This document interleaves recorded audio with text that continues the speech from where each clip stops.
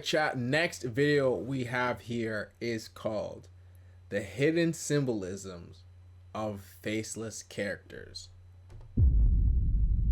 So I don't know how many of y'all chat members grew up on cartoons and stuff like that, but I'm sure y'all know or y'all remember there were cartoon characters that just never had a face. And you know, there's always a reason for everything, right? So as a kid, you never really sit there and wonder why they didn't have a face.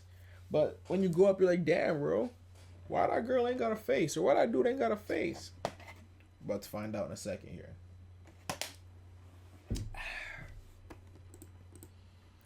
Let's go into the symbolism of faceless characters.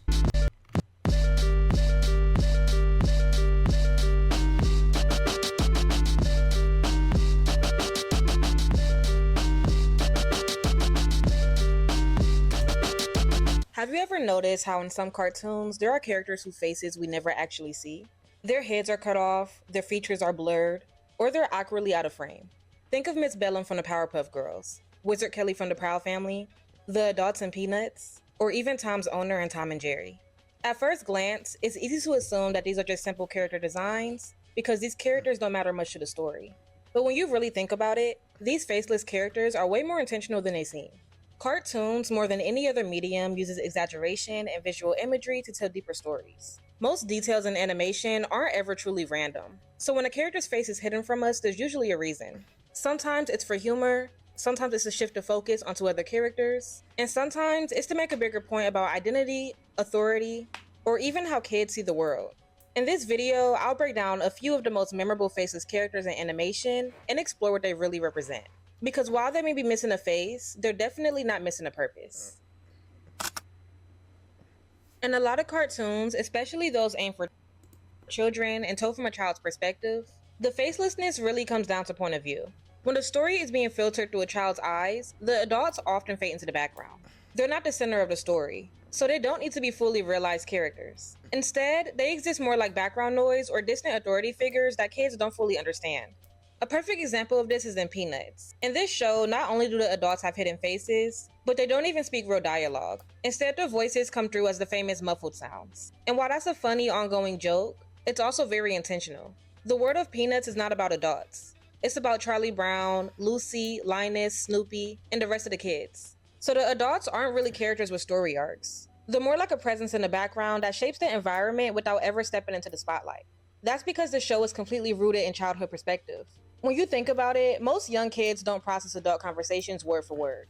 They pick up on the tone, the mood, or just the fact that an adult is speaking.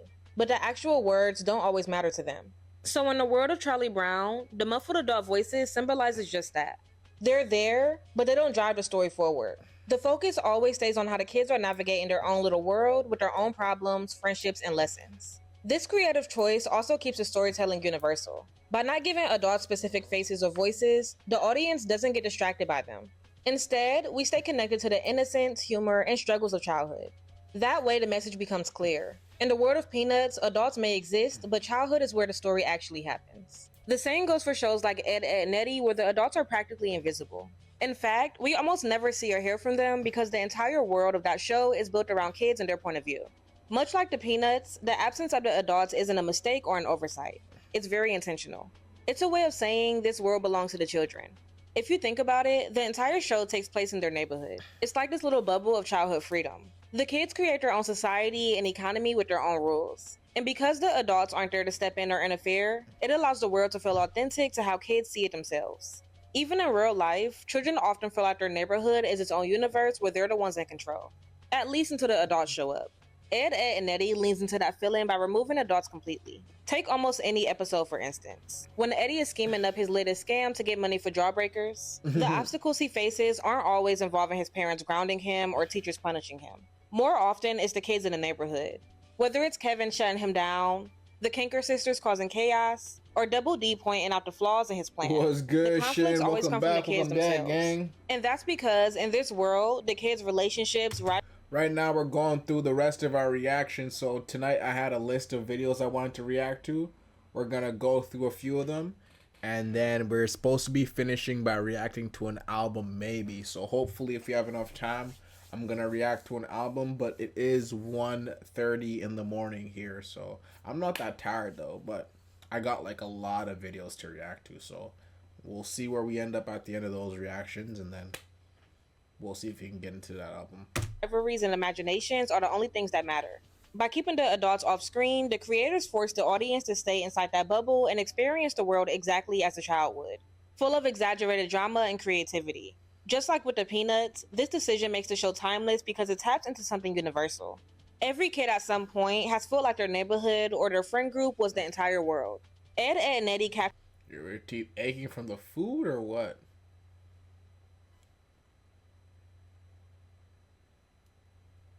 that perfectly by leaving the adults out of the picture.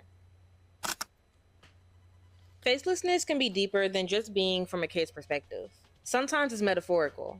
A character's missing face can symbolize something bigger than just the quote unquote, we don't need to see them. And one of the best examples is Wizard Kelly from the Proud Family. Wizard Kelly is one of those characters whose presence is always larger than life. He's tall, rich, powerful, and constantly cut off from the frame. His head is cropped out every single time we see him, and that choice is intentional. It's not that the animators couldn't draw his face, it's because his face honestly doesn't matter.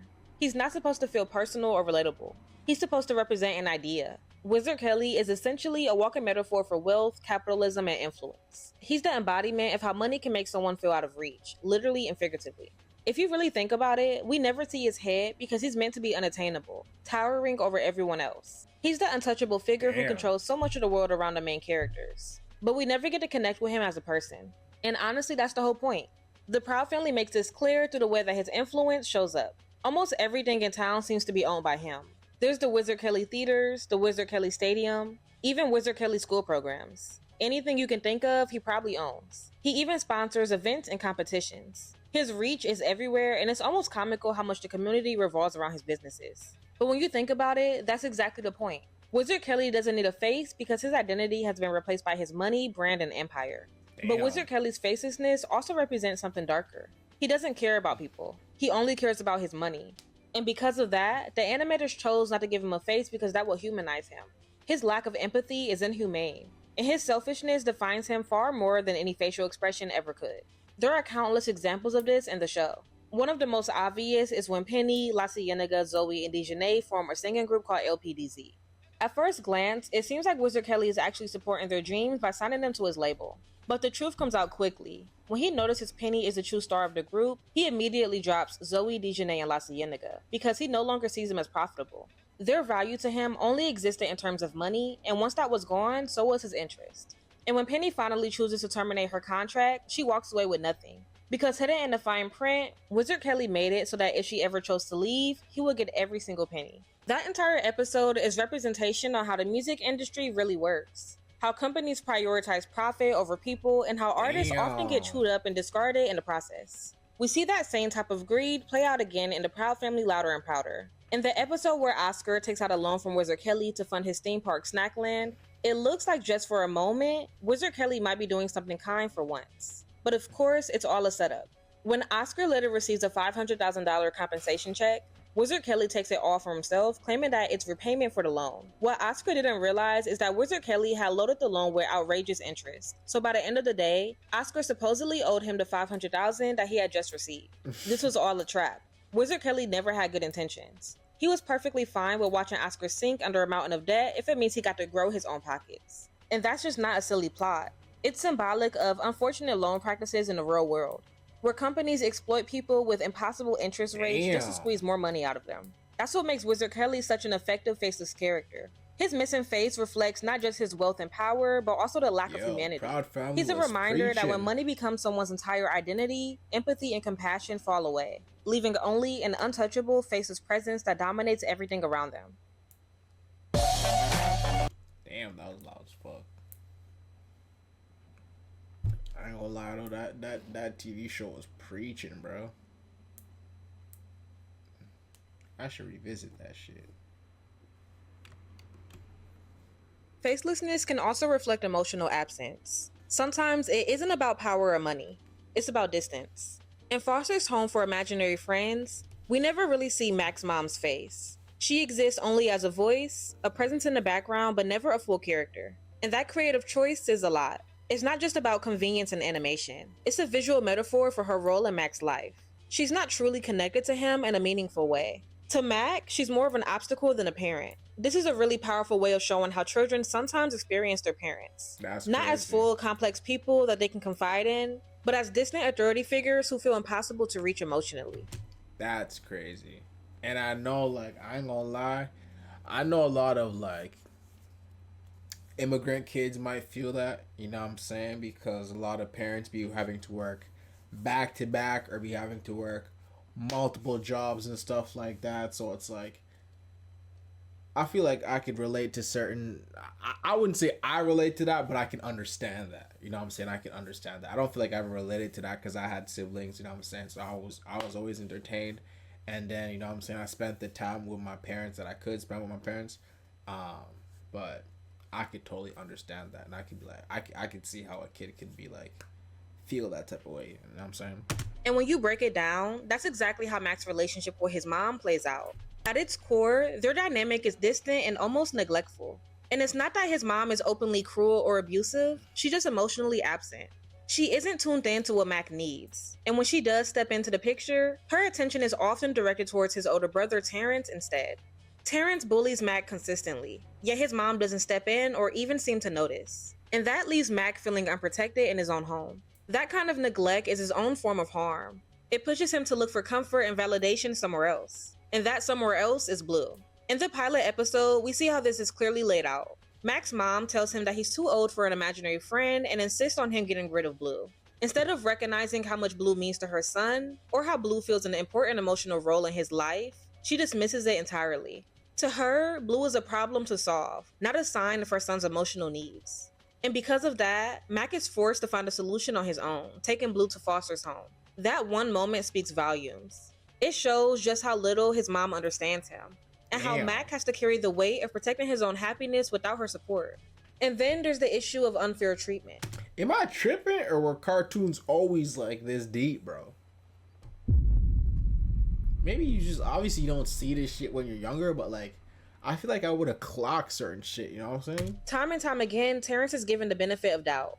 He's older, louder, and much more aggressive. But instead of noticing and correcting his behavior, Mac's mom either ignores it or enables it by siding with him. For Mac, that means not only is he left to deal with Terrence's bullying alone, but he also doesn't get the reassurance that his mom is in his corner. That silence and refusal to step in says as much about their relationship as her absence from the screen. And speaking of her absence, that's another huge part of the puzzle.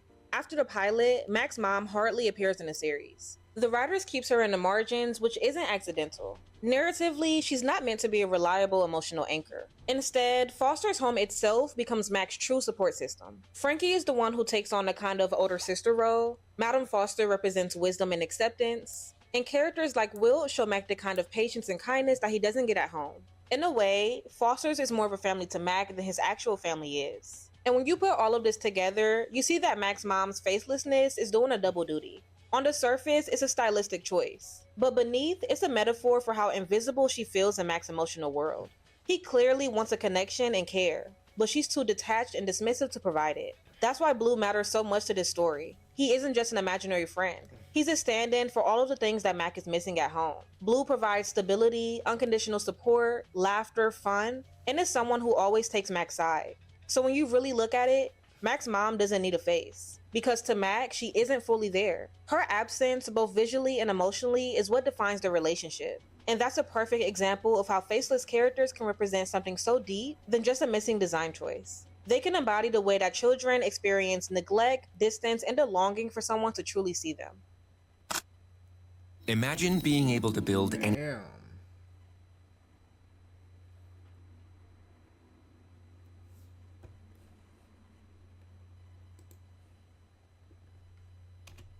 And then there are the rare moments where faceless characters reveal their faces. That's when it really matters. In the Powerpuff Girls, Miss Bellum's face is almost never shown.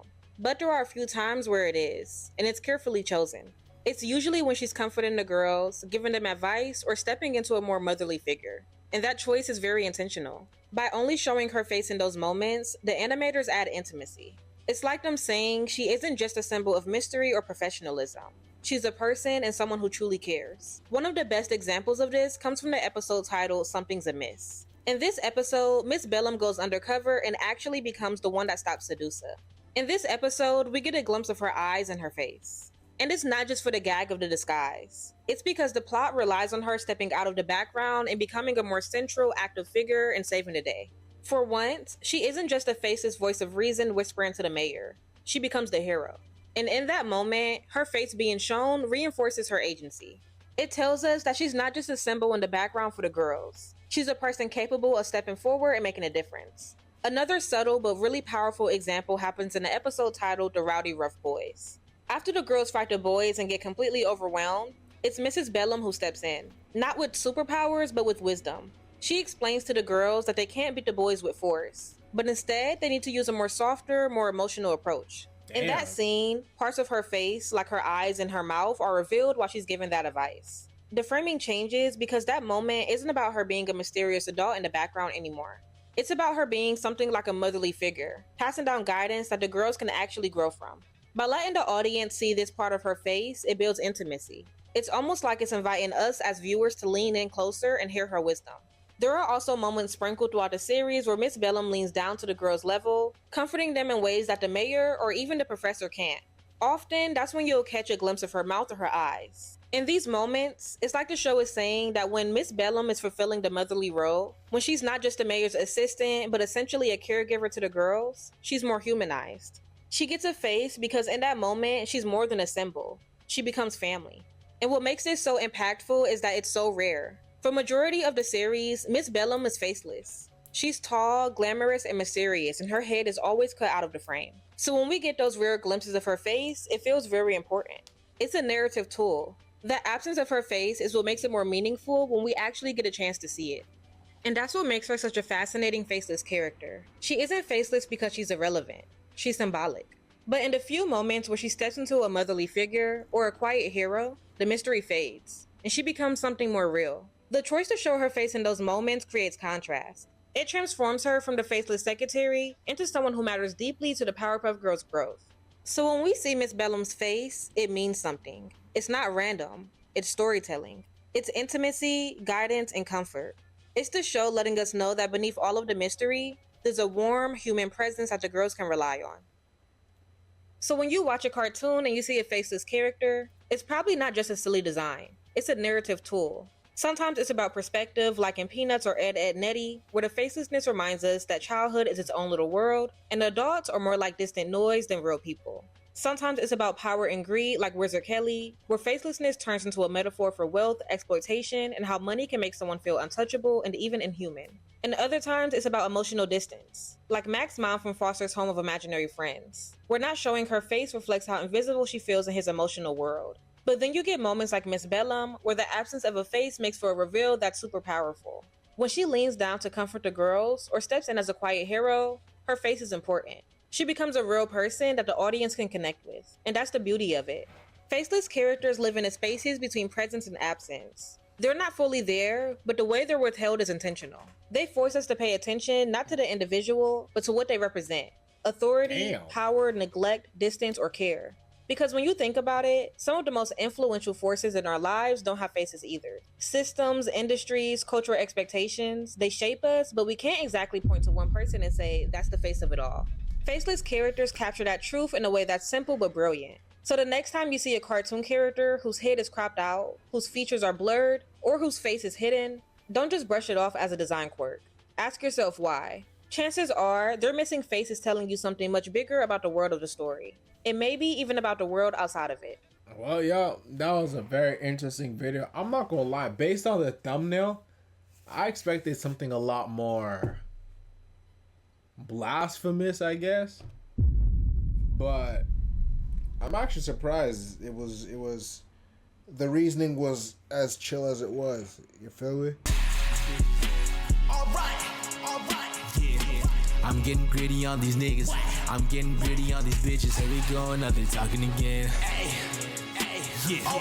I'm getting gritty on these niggas. I'm getting gritty on these bitches. Here we go, another talking again. I'm getting gritty on these niggas. I'm getting gritty on these bitches.